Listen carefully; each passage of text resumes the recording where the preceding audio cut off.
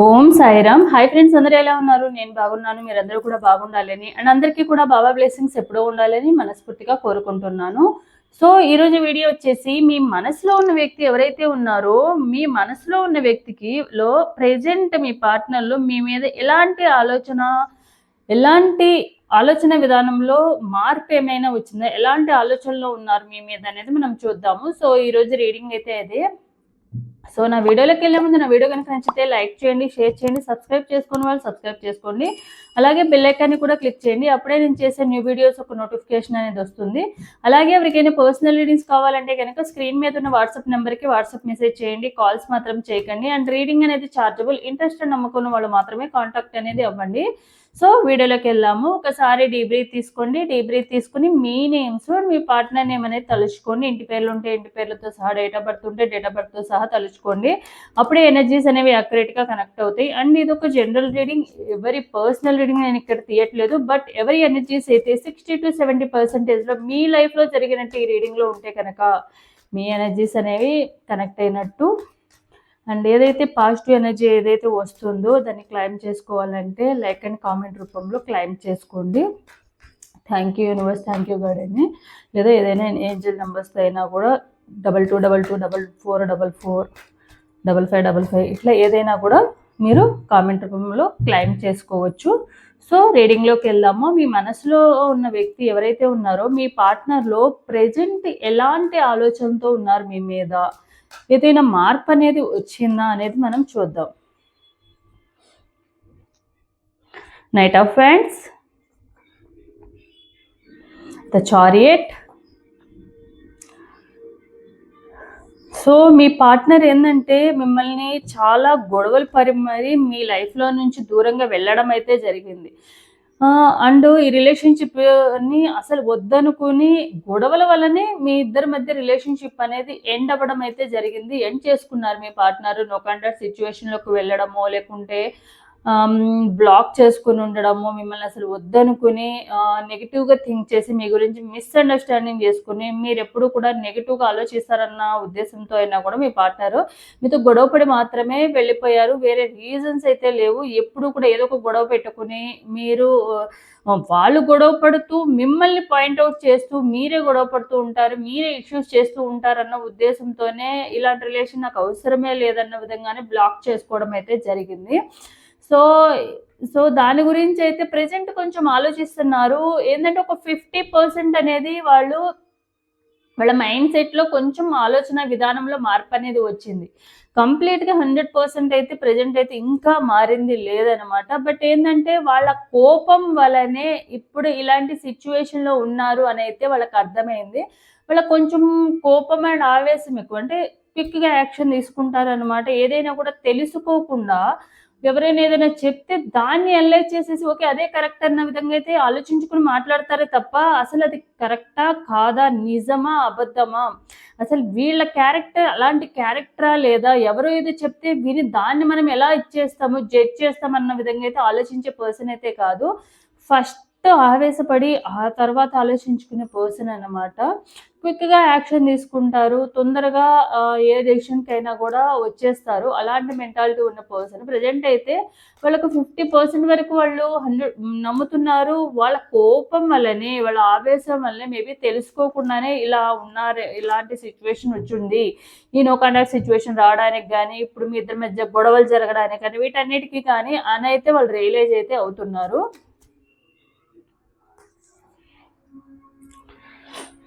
Three of Swords, Three of Pentacles, and ఒక third party కూడా ఉన్నారనమాట. మీ ఇద్దరి మధ్య ఎవరైతే ఒక థర్డ్ పార్టీ ఉన్నారో ఆ థర్డ్ పార్టీ వల్ల కూడా మీరు ప్రెజెంట్ ఇలాంటి సిచ్యువేషన్లో ఉండడం అయితే జరిగింది. ప్రెజెంట్ ఏంటంటే వీళ్ళు కొంచెం చేంజ్ అవ్వాలి అనుకున్న సిచ్యువేషన్లో ఏంటంటే ఈ థర్డ్ పార్టీ ఎవరైతే ఉన్నారో వీళ్ళని మ్యానిపులేట్ చేయడమో, వీళ్ళని మైండ్ సెట్ని మార్చడమో, ఏదో ఒక విధంగా వాళ్ళని ఎమోషనల్గా బ్లాక్మెయిల్ చేస్తూ ఎమోషనల్గా వాళ్ళకి కనెక్ట్ అవ్వడం వల్ల కానివ్వండి, వాళ్ళు ఏంటంటే మీ గురించి ఏదైనా ఆలోచించే విధంగా ఏదైనా పాజిటివ్గా ఆలోచించాలనుకున్న టైంలో కూడా ఈ థర్డ్ పార్టీ ఎవరైతే ఉన్నారో maybe third party opposite gender అవ్వచ్చు, లేకుంటే లైఫ్ పార్ట్నర్ అయ్యి ఉండొచ్చు, లేకుంటే పేరెంట్స్ ఆర్ ఫ్రెండ్స్ ఎవరో ఒకళ్ళు అయ్యుండొచ్చు. కంపల్సరీ అపోజిట్ జెండర్ అవ్వాల్సిన అవసరం అయితే లేదు. సో, వాళ్ళ వలన, వాళ్ళ మ్యానిప్యులేషన్స్ వలన, వాళ్ళ ఎమోషనల్ బ్లాక్‌మెయిల్ వలన, వాళ్ళు ఎమోషనల్‌గా ఎక్కువగా కనెక్ట్ చేసుకోవడం వలన వాళ్ళు ఒక 50% వరకే మీరు హీలింగ్ చేయడం వలన, మీరు ఎక్కువగా వాళ్ళ గురించి ఆలోచించడము, ప్రే చేయడము, మేనిఫెస్టేషన్ లాంటివి చేయడం, అఫర్మేషన్స్ చేయడం ఇలాంటివి ఏవైనా జరుగుతూ ఉండడం వలన వాళ్ళలో ఒక 15% వరకు మాత్రమే చేంజ్ అనేదొచ్చింది. బట్ కంప్లీట్‌గా రాలేదు అంటే రీజన్ ఏందంటే, ఈ థర్డ్ పార్టీ కూడా ఒక రీజను. గొడవలు జరగడానికి కూడా వన్ ఆఫ్ ద రీజన్ వచ్చేసి థర్డ్ పార్టీ వలన కూడా ఓకే. మీకన్నా గూడా మీరెప్పుడు గొడవ పడుతూ ఉంటారు. అక్కడ ఆ థర్డ్ పార్టీ నాకు కొంచెం సేఫ్ అన్న విధంగా వాళ్ళు ఆలోచించుకుంటూ ఉన్నారు. ఎందుకంటే వాళ్ళేందంటే ఎక్కువగా మ్యానిపులేట్ చేసి మీ పార్ట్నర్‌ని ఎలా కావాలంటే అలా మౌల్డ్ చేసుకుంటూ ఉంటారు. వీళ్ళకి కొంచెం ఆవేశము, కోపం ఎక్కువ కాబట్టి వాళ్ళేందంటే కూల్‌గానే డీల్ చేయడానికి చూస్తారు. వీళ్ళు కొంచెం కోపం ఉన్న టైంలో ఏందంటే వాళ్ళు కొంచెం సాఫ్ట్‌గానే ఓకే. వాళ్ళని కొంచెం కామ్ అయ్యే వరకు కూడా వాళ్ళని వదిలేద్దాము అన్న విధంగానే ఆలోచిస్తారు. బట్ మీరేందంటే ఏదైనా ఉంటే గనక జస్ట్ వాళ్ళకి ఎక్స్‌ప్రెస్ చేయడము, అట్‌లీస్ట్ ఎక్స్‌ప్రెస్ చేయడం వల్లైనా వాళ్ళు అర్థం చేసుకుంటారన్న ఫీలింగ్‌తో మీరుంటారు. బట్ ఏందంటే వాళ్ళు కోపంలో ఉన్న టైంలో మీరలా ఎక్స్‌ప్రెస్ చేయడం కానివ్వండి, వాళ్ళని పాయింట్ ఔట్ చేస్తున్నట్టుగా వాళ్ళ ఫీలింగ్ అనమాట. సో, ఏంటంటే ఎప్పుడూ కూడా వీళ్ళు ఈ థర్డ్ పార్టీ ఎవరైతే ఉన్నారో కొంచెం ఎమోషనల్‌గా బాగా కనెక్ట్ చేసుకునే పర్సన్. కొంచెం పేషెన్స్ ఎక్కువున్న పర్సన్ అనమాట. సో, దానివల్ల ఎక్కువ ఇంపార్టెన్స్ ప్రెజెంట్ వాళ్ళకిస్తున్నారు వీళ్ళు.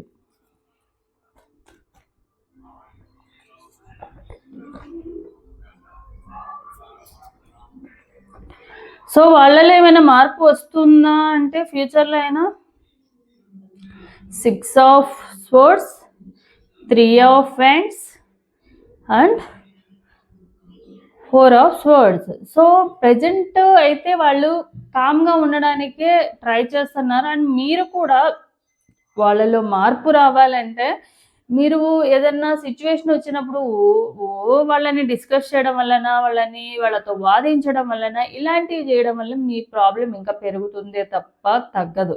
సో, మెయిన్ ఏందంటే మీరెప్పుడైతే వాళ్ళ విషయంలో గొడవలు జరుగుతున్న టైంలో కొంచెం వాళ్ళ కోపం తగ్గే వరకు, కొంచెం వాళ్ళ ఆవేశంలో ఉన్న టైంలో మీరు కొంచెం కామ్‌గా ఉన్నట్టయితే, సైలెంట్‌గా ఉన్నట్టయితే ఈ సిట్యుయేషన్ ఇక్కడి వరకు వచ్చేది కాదు. బట్ మీరు ఇప్పుడు ప్రెజెంట్ సైలెంట్‌గా ఉండడానికి ట్రై చేస్తున్నారు.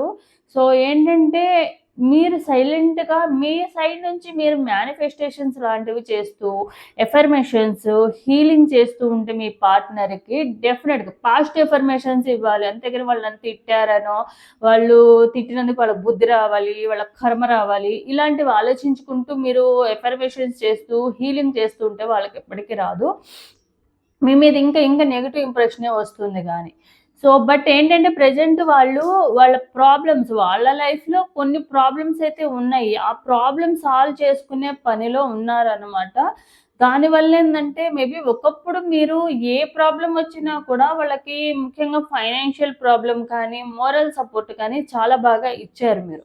వాళ్ళకి అడగకుండానే చేసిన హెల్ప్ ఉంది. అడిగి చేసిన హెల్ప్ ఉంది. సో, అలాంటి సిట్యుయేషన్‌లో ఎప్పుడు కూడా వాళ్ళకి ప్రాబ్లమ్ వచ్చినా కూడా వాళ్ళంత ఎక్కువగా భయపడే సిట్యుయేషన్‌లో దాకా కూడా మీరు తీసుకురాలేదు. ఎప్పుడైనా మీతో షేర్ చేసుకున్న టైంలో డెఫినిట్‌గా మీరు ఆ ప్రాబ్లమ్‌ని సాల్వ్ చేయడానికి 100% ట్రై చేశారు. రిస్క్ తీసుకొనైనా మీ లైఫ్‌లోంచి అదంతా ఈజీ కాకపోయినా కూడా వాళ్ళని అలాంటి ప్రాబ్లమ్‌ని మీరు చూడలేరు కాబట్టి వాళ్ళని ఎప్పుడూ కూడా మీరు అలాంటి సిట్యుయేషన్‌లో ఉండకూడదనే చేశారు. సో, ఇప్పుడు ప్రెజెంట్ అట్లా అది కొన్ని సిట్యుయేషన్స్ మళ్ళీ రిపీటెడ్‌గా వాళ్ళ లైఫ్‌లో జరగడం వలన ఫైనాన్షియల్ ప్రాబ్లమ్ అవ్వచ్చు, మోరల్‌గా కొంచెం సపోర్ట్ కావాల్సిన టైం అవ్వచ్చు. సో, ఇలాంటి టైంలో వాళ్ళు గుర్తు చేసుకుంటున్నారు. ఒకప్పుడు ఇలా ఉండేది కదా! నాకు ఏ ప్రాబ్లమ్ వచ్చిందా నా పార్ట్నర్ మీరు చూసుకునేవాళ్ళు. బట్ ఇప్పుడు ఇలాంటి సిట్యుయేషన్‌లో ఉన్నానంటే నా ఆవేశం, కోపం కూడా ఒక రీజన్ అయ్యుంటది. అంత పెద్ద క్షమించరాని తప్పు వరకైతే ఏం వెళ్ళలేదు గదా! అన్న రియలైజేషన్ అయితే వస్తుంది. ఎందుకంటే ప్రాబ్లమ్ వచ్చినప్పుడు ఎవరి గురించైనా తెలుస్తది. ప్రాబ్లమ్ లేకుండా లైఫ్ హ్యాపీగా ఉన్న టైంలో ఎవరికీ కూడా ఆపోజిట్ పర్సన్ గురించి నెగెటివ్ థాట్స్‌లో ఉన్న వాళ్ళకి ఎప్పటికి కూడా రియలైజేషన్ అయితే రాదు. సో, మీ పార్ట్నర్ కూడా అలానే ఉన్నారు ప్రెజెంట్ అయితే. తనకి ఒక మంచి ప్రాబ్లమ్ వచ్చినప్పుడు చూసుకునే పర్సన్‌ని మిస్ అయ్యానన్న ఫీలింగ్ అయితే ఉంది ప్రెజెంట్ అయితే.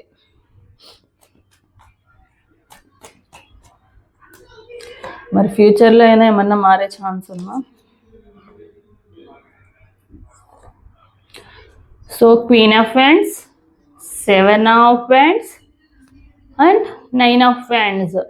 సో వీళ్ళు ఫ్యూచర్‌లో అయినా మారే అవకాశం ఉందా అంటే, వీళ్ళెప్పుడు కూడా వీళ్ళ ఇగ్గోతోనే బతుకుతూ ఉంటారు. వీళ్ళు ఇగ్గో అండ్ యాటిట్యూడు నేనే ఎక్కువ, నేను మాత్రమే ఎక్కువ అన్న ఫీలింగ్‌లో ఉండరు. మేబీ వీళ్ళు డౌన్ అయినా కూడా నాదే పై చెయ్యి అనుకునే పర్సన్స్ అనమాట. ఓన్లీ రీజన్ వచ్చేసి ఏదో ఒకటి హడావిడిగానో ఏదో ఒకటి చేసేసుకుంటారు. ఆ తర్వాత ఆలోచించుకుంటూ ఉంటారు. సో ఫ్యూచర్‌లో డెఫినెట్‌గా వాళ్ళ తప్పైతే వాళ్ళు తెలుసుకుంటారు. ఎట్లా తెలుసుకుంటారు? పాస్ట్‌లో జరిగిన దానికి వాళ్ళు రియలైజ్ అవుతారు. మేబీ నా కోపం, నా ఇగో అండ్ నా అహంకారం వల్లనే నేను ఈరోజు ప్రెజెంట్ సిట్యుయేషన్‌లో ఉన్నాను. నా పార్ట్నర్‌ని మిస్ చేసుకున్నానన్న ఫీలింగ్ వస్తుంది. బట్ అప్పుడు కూడా రాగానే మీకొచ్చేసి ఏమన్నా సారీ చెప్పడం అట్లా ఏం చెయ్యరు. బట్ ఏంటంటే వాళ్ళ తప్పు అనేది అంత ఏమీ లేదు. నేను తిడితే నువ్వు కూడా తిట్టాలా? నేను కోపంలో ఉంటానని తెలుసు కదా! నేను కోపం ఉన్నప్పుడు నువ్వెందుకు ఇంకా రెచ్చగొట్టేలాగా మాట్లాడడము? ఇలా వాళ్ళ తప్పు లేదన్నట్టుగానే వాళ్ళు డిఫైన్ చేసుకుంటూ ఉంటారు. అంతే తప్ప ఓకే. ఏదైనా జరిగిందంటే నా సైడ్ నుంచి తప్పుంది కాబట్టి నేను సారీ చెప్తున్నాను అన్న విధంగా అయితే వీళ్ళ మాటలైతే ఉండవు. సో దానివల్లే వీళ్ళ ఇగో వల్లనే ఒక 50% వీళ్ళు రియలైజ్ అయినా కూడా రాకుండా ఉండడానికి రీజన్ అయితే. ఎందుకంటే ఒకేళ రియలైజ్ అయ్యి వస్తే చులకన అయిపోతామేమో, వీళ్ళ దగ్గర తక్కువైపోతామేమో, మన వాల్యూ అనేది పడిపోతుందేమో, ఇప్పటి వరకు వాళ్ళు మన వెంట పడుతున్నారు. ఇప్పుడు నేను తగ్గి ఉండడం వలన మళ్ళీ నేను వాళ్ళ వెంట పడాల్సిన సిట్యుయేషన్ వాళ్ళు మళ్ళీ క్రియేట్ చేస్తారేమో అన్న ఫీలింగ్ అనేది ఎక్కువగా ఉంది. ఎందుకంటే మీరు కూడా అంత సాఫ్ట్ నేచర్ ఉన్న పర్సన్ ఏం కాదు. ఏదైనా తప్పు చేస్తే కనుక డెఫినెట్‌గా మీరు మీ సైడ్ నుంచి క్వెషనింగ్ చేయడము, ఆర్గ్యూ చేయడము, వాళ్ళ తప్పని చూపించడం అనేది మీరైతే డెఫినెట్‌గా చేస్తారు. బట్ అదే వాళ్ళకి నచ్చదు. ఓకే. కోపంలో అంటుంటాము. బట్ చెప్పే విధానంలో చెప్పాలి కదా అని అంటారు. బట్ వాళ్ళు చెప్పే విధానంలో మీకేమైనా చెప్తారంటే అది అట్లేముండదు. సాఫ్ట్ ఏముండదు. Knight of pentacles.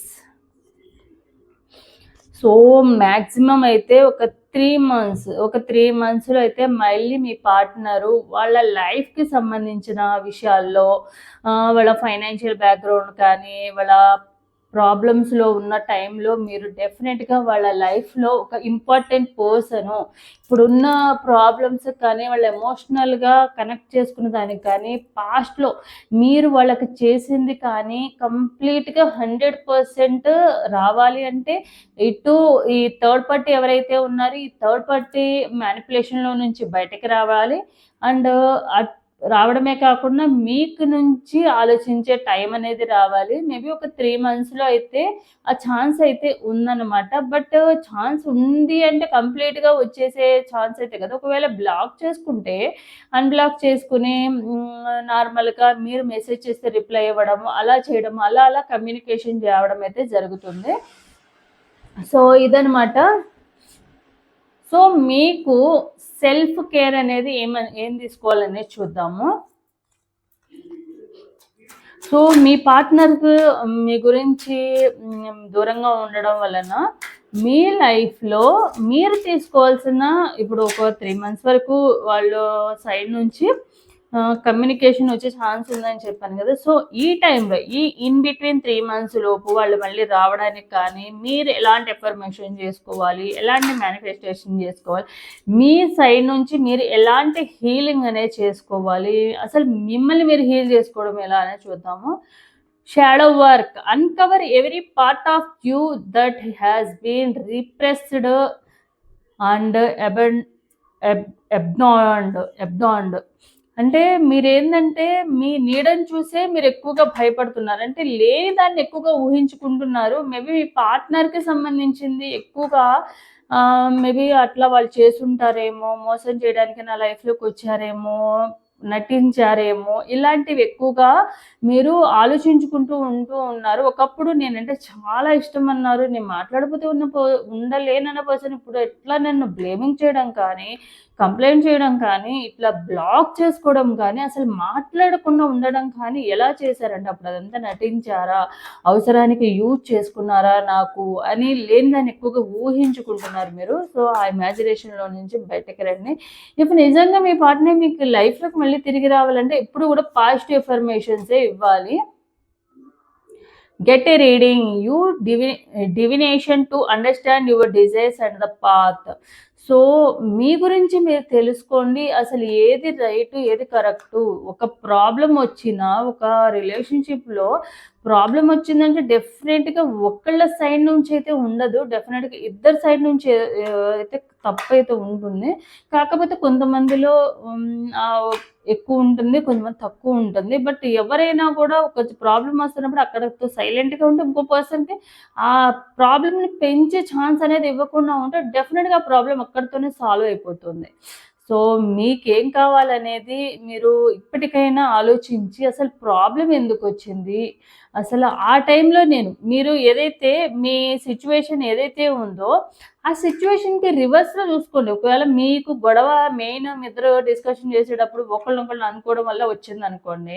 మీరప్పుడు సైలెంట్‌గా ఉంటే అప్పుడు ఆ ఆపోజిట్ పర్సన్ ఎలా రియాక్ట్ అయ్యేవాళ్ళు? ఇలాంటి విధంగా ఆలోచించి మీరు డెఫినిట్‌గా మీ ప్రాబ్లమ్స్‌కి కంపల్సరీ ఆపోజిట్ పర్సనే అని చెప్పి బ్లేమింగ్ చేయడం అనేది ఆపేసి, ఓకే. నా సైడ్ నుంచి కూడా కొంత తప్పుంది కాబట్టి నేను కామ్‌గా ఉన్నడితే ఓకే. నెక్స్ట్ టైమ్ ఎప్పుడన్నా ఏదన్నా ప్రాబ్లమ్ వచ్చినప్పుడు ఇది రిపీట్ అవ్వకుండా చూసుకోవాలి అనే విషయం అయితే మీకు అర్థమవుతుంది.